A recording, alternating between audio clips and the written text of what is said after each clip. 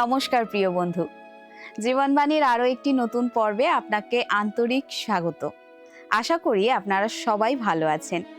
গত পর্বে আমরা দেখেছি কিভাবে জোসেফের স্বপ্ন সফল হলো এবং তার ভাইয়েরা তার সামনে নতজানু হলেন।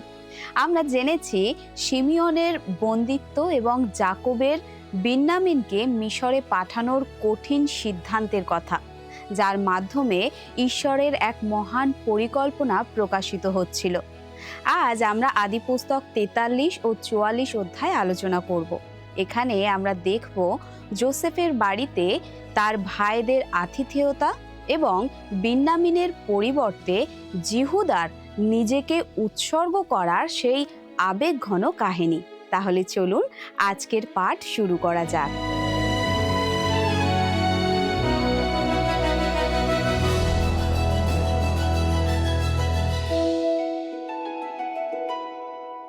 বর্তমানে আমরা পবিত্র বাইবেলের আদি পুস্তক থেকে অধ্যয়ন করছি। আসুন এখন আদি পুস্তক 43 অধ্যায় 16 আর 17 পদটা পাঠ করি। আদি পুস্তক 43 অধ্যায় 16 আর 17 পদ। জোসেফ তাহাদের সঙ্গে বিন্যামিনকে দেখিয়া আপন গৃহাধ্যক্ষকে কহিলেন, এই কয়েকটি লোককে বাটির ভিতরে লইয়া যাও, আর পশু মারিয়া আয়োজন করো, কেননা ইহারা মধ্যাহ্নে আমার সঙ্গে আহার করিবে। তাহাতে সেই ব্যক্তি জোসেফ যেমন বলিলেন সেইরূপ করিল, তাহাদিগকে জোসেফের বাটিতে লইয়া গেল। জোসেফ কেন তাদের নিজের বাড়িতে নিমন্ত্রণ করলেন তার কারণটা কিন্তু স্পষ্ট। তিনি চেয়েছিলেন একদম একান্তে নিজের ভাইদের সঙ্গে কথা বলতে। এরপরে 18 পদে দেখি আমরা লেখা আছে, কিন্তু জোসেফের বাটিতে নীত হওয়াতে তাহারা ভীত হইলেন ও পরস্পর কহিলেন, পূর্বে আমাদের ছালায় যে টাকা ফিরিয়া গিয়াছিল তাহারই জন্য ইনি আমাদিগকে এখানে আনিতেছেন। এখন আমাদের উপরে পড়িয়া আক্রমণ করিবেন ও আমাদের গর্ধব লইয়া আমাদিগকে দাস করিয়া রাখিবেন। সাধারণভাবে চিন্তা করলে দেশের এত বড় একজন কর্তার বাড়িতে ভোজের নিমন্ত্রণ পাওয়াটা ছিল বিরাট গর্বের বিষয়। কিন্তু এই লোকগুলোর মনে বিন্দুমাত্র আনন্দ নেই। কেন? কারণ তাদের মনে রয়েছে তীব্র অপরাধবোধ।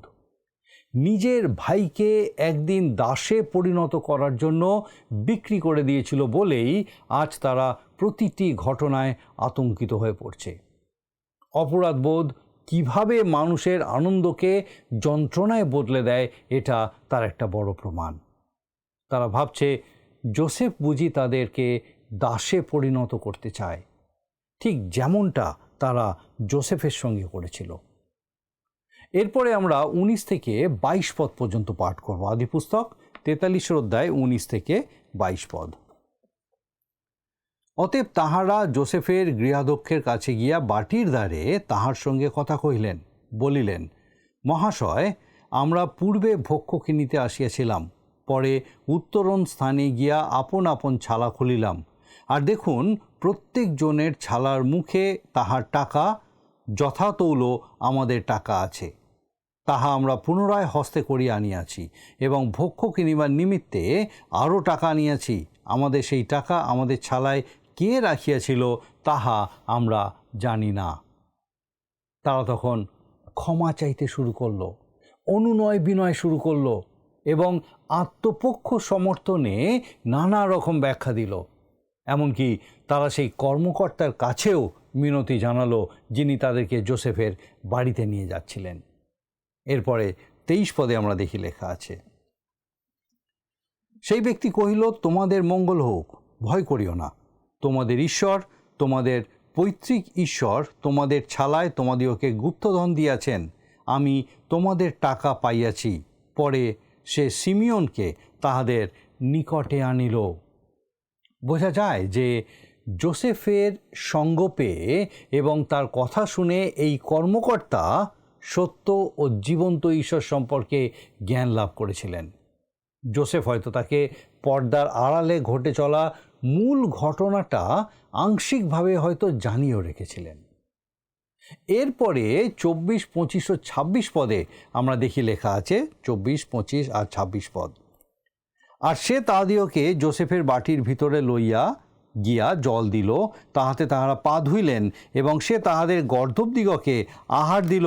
আর মধ্যাহ্নে যোসেফ আসিবেন বলিয়া তাহারা উপঢৌকন সাজাইলেন, কেননা তাহারা শুনিয়াছিলেন যে সেখানে তাহাদিওকে আহার করিতে হইবে। পরে যোসেফ গৃহে আসিলে তাহারা হস্তস্থিত উপঢৌকন গৃহমধ্যে তাহার কাছে আনিলেন ও তাহার সাক্ষাতে ভূমিতে প্রণিপাত করিলেন।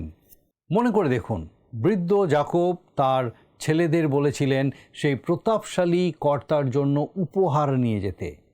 লক্ষ্য করার বিষয় হলো, তারা আবারও ভূমিতে উবুর হয়ে তাকে প্রণাম করল। এইভাবেই যোসেফের শৈশবের সেই স্বপ্নগুলো অক্ষরে অক্ষরে ফলে যাচ্ছিল।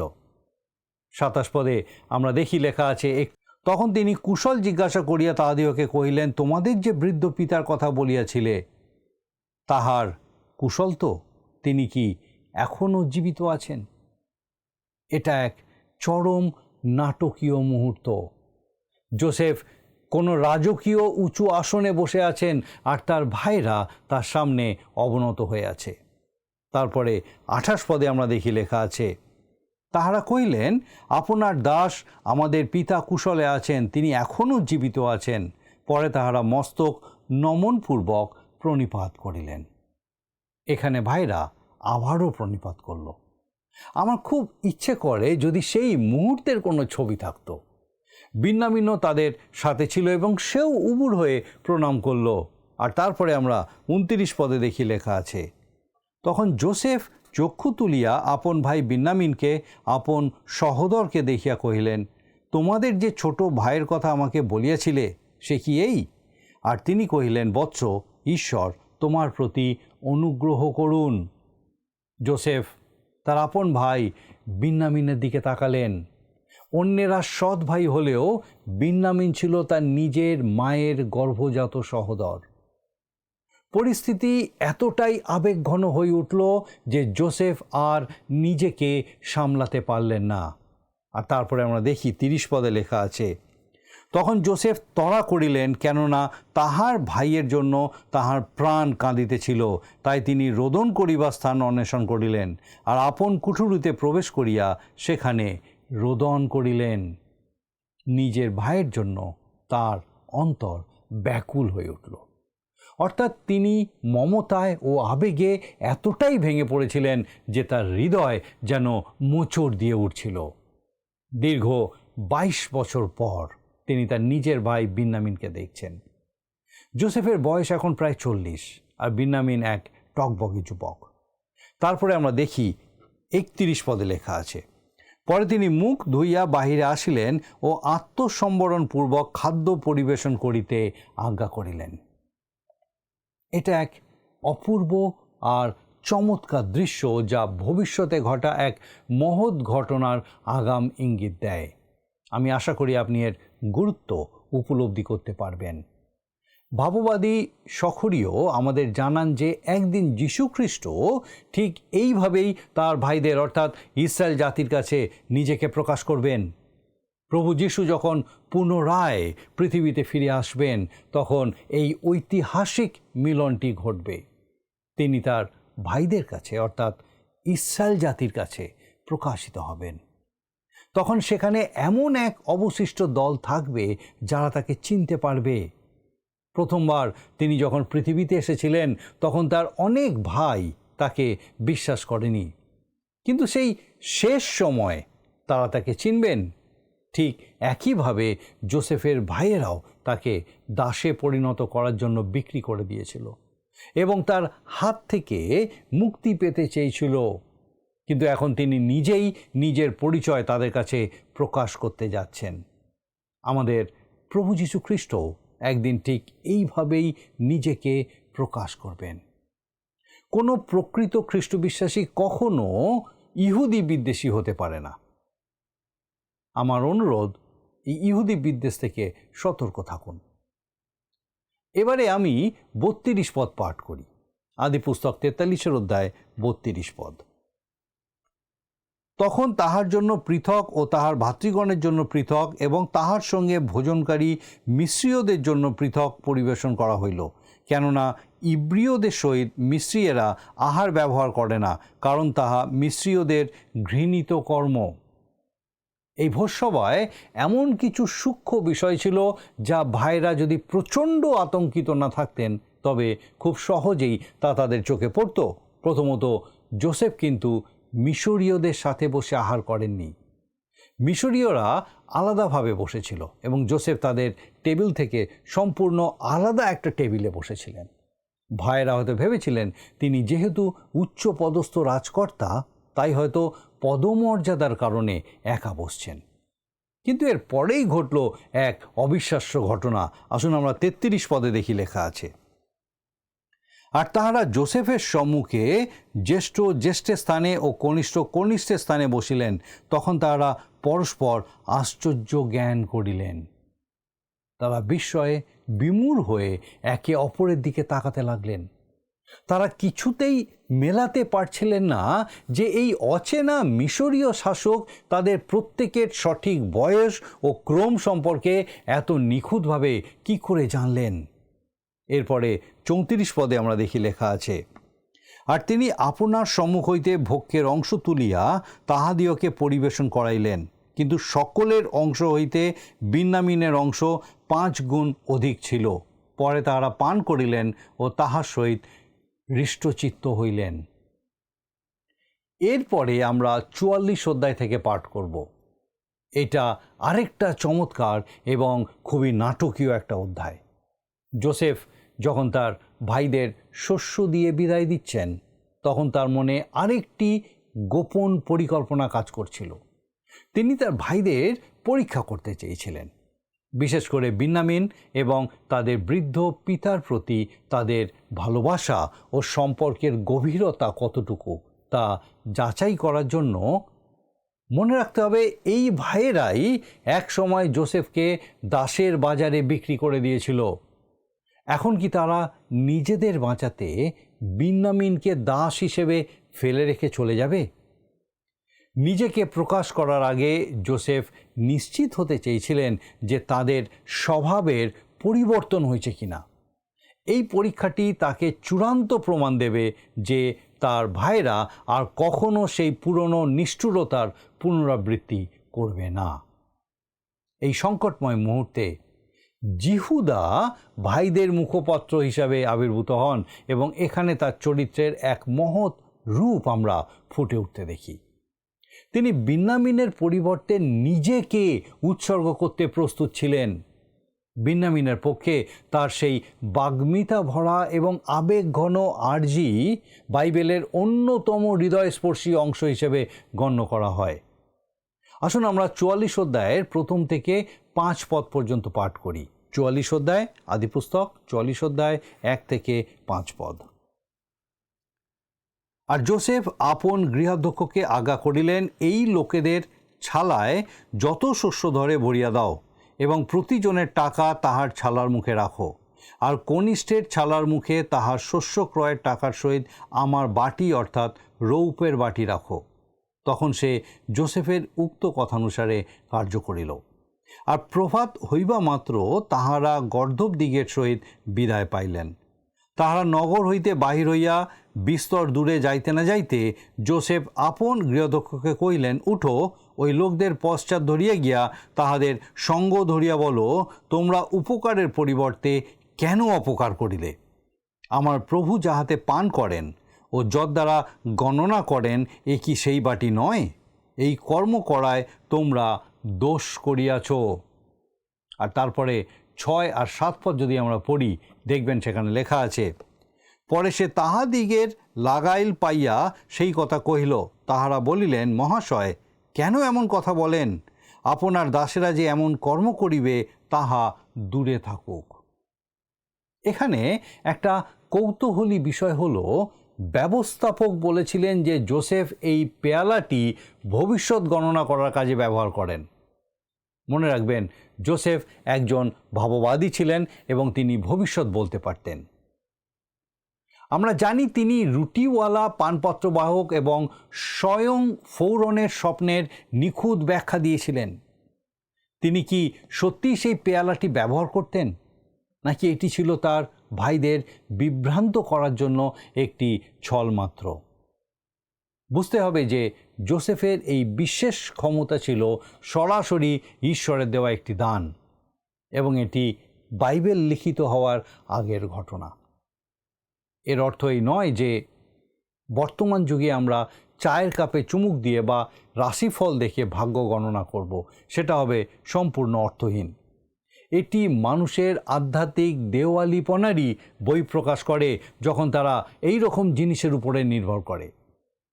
যোসেফের ক্ষমতা কোনো পেয়ালাতে চায়ের কাপে ছিল না, বরং তা ছিল সরাসরি ঈশ্বরের পক্ষ থেকে। আসুন এরপরে আমরা 8 আর 9 পদ পাঠ করি, 44 অধ্যায় 8 আর 9 পদ। দেখুন, আমরা আপন আপন ছালার মুখে যে টাকা পাইয়াছিলাম তাহা কনান দেশ হইতে পুনর্বার আপনার কাছে আনিয়াছি। তবে আমরা কি কোনো মতে আপনার প্রভুর গৃহ হইতে রৌপ্য বা স্বর্ণ চুরি করিব?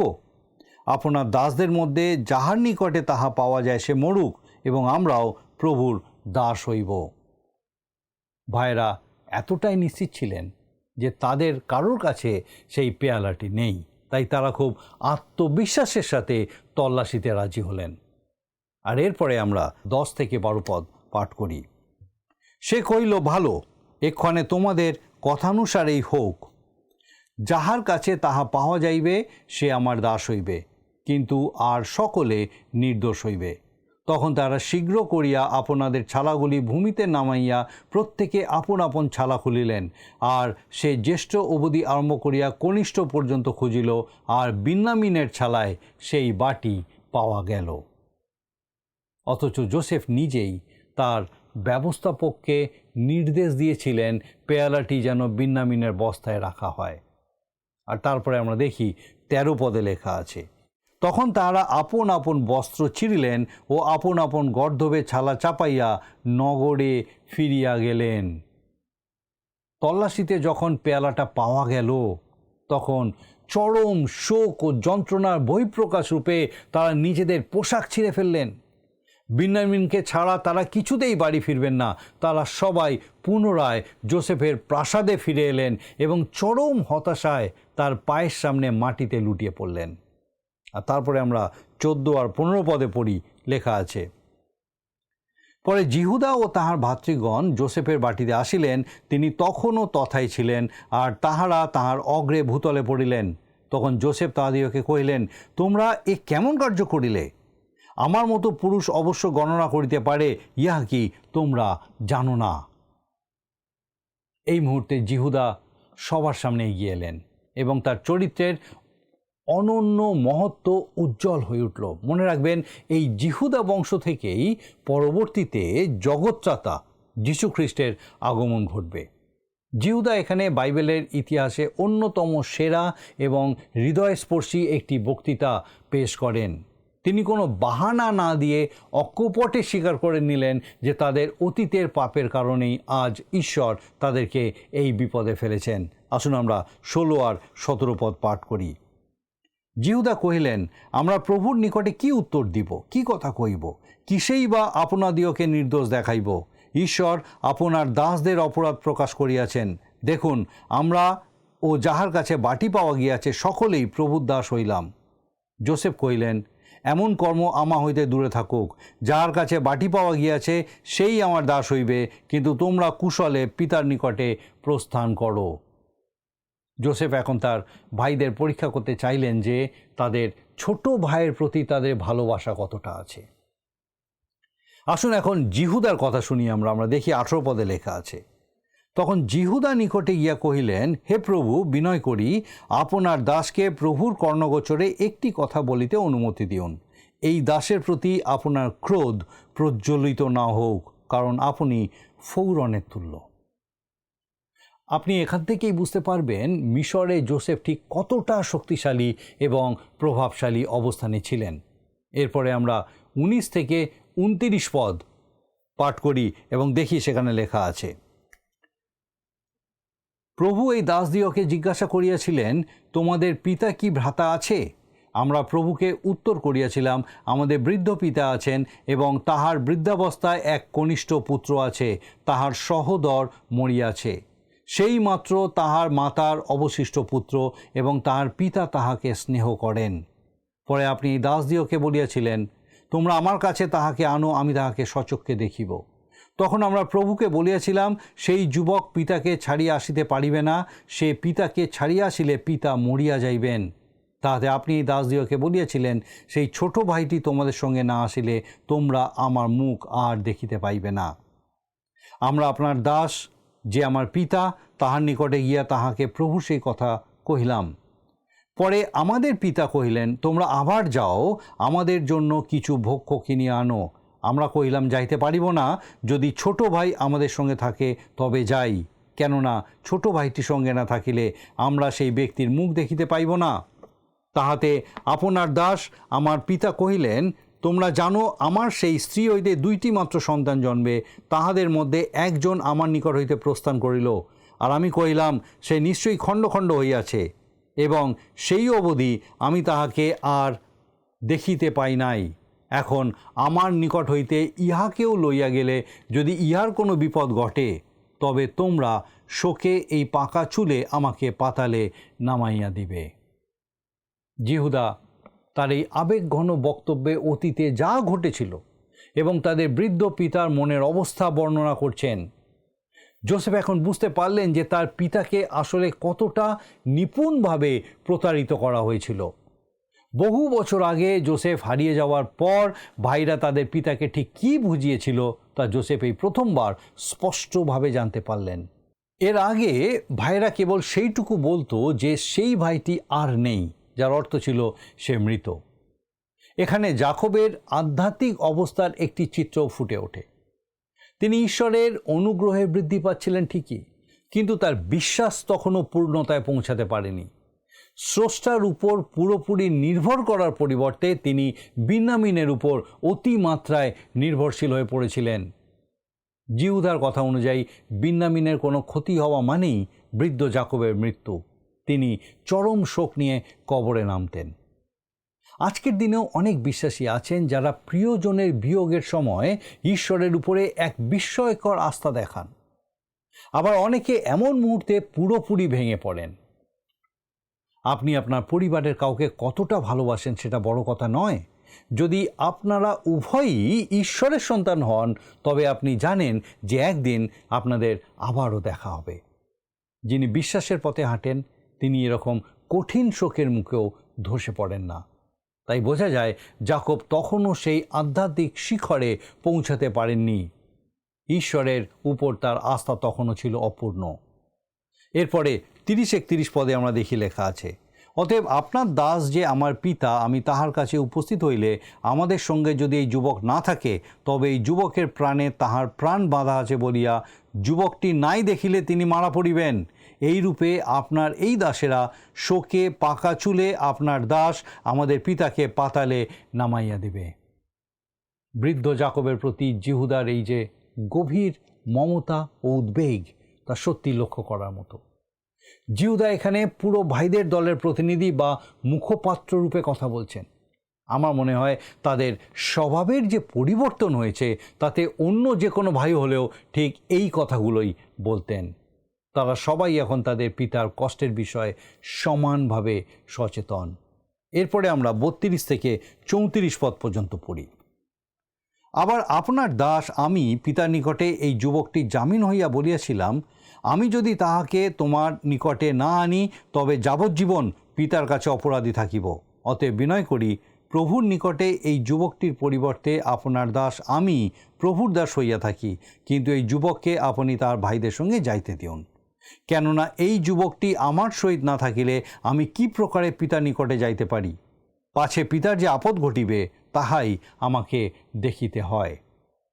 এখানে লক্ষ্য করার বিষয় হলো, জিহুদা পুরো দলের প্রতিনিধি হিসাবে কথা বলছেন, কিন্তু তাদের মধ্যে যে কোনো ভাই হয়তো আজ একইভাবে বিন্যামিনের জন্য নিজেকে উৎসর্গ করতে প্রস্তুত থাকতেন। যোসেফ তার ভাইদের যে কঠোর পরীক্ষা নিয়েছিলেন, তারা সবাই তাতে উত্তীর্ণ হয়েছেন। বিন্যামিনকে কৃতদাস হিসেবে যেতে দেওয়ার চেয়ে তারা নিজেরাই তার জায়গা নিতে চেয়েছিলেন। ইতিহাসের পাতায় পরবর্তী সময় ঠিক এই জিহুদা বংশেই একজনের আগমন ঘটেছিল, যিনি জিহুদা বংশের সিংহ। তিনি অপরাধীদের দণ্ড নিজের কাঁধে তুলে নিয়েছিলেন। পবিত্র শাস্ত্রে লেখা আছে, কিন্তু ঈশ্বর আমাদের প্রতি তার নিজের প্রেম প্রদর্শন করিতেছেন, কারণ আমরা যখন পাপী ছিলাম তখনও খ্রিস্ট আমাদের নিমিত্ত প্রাণ দিলেন। রোমীয় তার 5:8। খ্রিস্ট ঠিক এইভাবেই অপরাধীদের স্থান নিজে গ্রহণ করেছিলেন। আমরা আজকে বিশেষভাবে দেখলাম অতীতের পাপ বা অপরাধ বোধ আমাদের বর্তমানের আনন্দকেও ভয়ে পরিণত করে। যতক্ষণ আমরা সত্যের মুখোমুখি না হই, আশীর্বাদকেও আমাদের কাছে অভিশাপ মনে হয়। প্রকৃত অনুশোচনা শুধু কথায় নয়, কাজে প্রকাশ পায়। জিহুদা যে একসময় ভাইকে বিক্রি করেছিল, আজ সেই ভাইয়ের জন্য নিজের জীবন উৎসর্গ করতে প্রস্তুত, যা হৃদয়ের আমূল পরিবর্তনের প্রমাণ। আমার বিশ্বাস মহান ঈশ্বর বিশেষভাবে আপনার সঙ্গে কথা বলেছেন। আসুন এখন প্রার্থনায় যাব, আর আমি চাইব আপনিও আমার সঙ্গে প্রার্থনায় যোগ দিন। পরম করুণাময় স্বর্গীয় পিতা, প্রভু ধন্যবাদ স্তুতি করে এই সুন্দর সময়ের জন্য ধন্যবাদ দিয়ে আজকে আরেকবার তোমার জীবন্ত বাক্য দ্বারা তুমি আমাদের সঙ্গে কথা বললে। স্বর্গীয় পিতা, ধন্যবাদ দিয়ে আমাদের প্রত্যেক দর্শক বন্ধুকে বিশেষভাবে তুমি নতুনভাবে উৎসাহিত, উজ্জীবিত, অনুপ্রাণিত হতে সাহায্য করলে। প্রার্থনা করি প্রভু, তোমার পবিত্র পরাক্রমে এই মুহূর্তে তোমার অনুগ্রহের হাত সেই প্রত্যেকের উপরে রাখো। যদি কেউ চরম কোনো অসুস্থতার মধ্যে আছেন, স্বর্গীয় পিতা, প্রার্থনা করি তোমার যিশুর নামে সেই ব্যক্তিকে তোমার আরোগ্যতা লাভ করে তোমার গৌরব করতে সাহায্য করো। যদি কেউ চরম নিরাশার মধ্যে আছেন, হতাশার মধ্যে আছেন, কোনো সেই ব্যক্তি বা সেই পরিবারকে তোমার পবিত্র পরাক্রমে তোমার জীবন্ত প্রত্যাশায় পূর্ণ করো, তোমার জীবন্ত উপস্থিতিতে পূর্ণ করো এবং তাদের সকল ভার নাও। স্বর্গীয় পিতা, আমাদের প্রত্যেক দর্শক বন্ধু, তাদের পরিবার পরিজন প্রত্যেককে তোমার চরণে সমর্পণ করে ধন্যবাদের সঙ্গে প্রার্থনা তোমার যিশু নামে চাই, আমেন।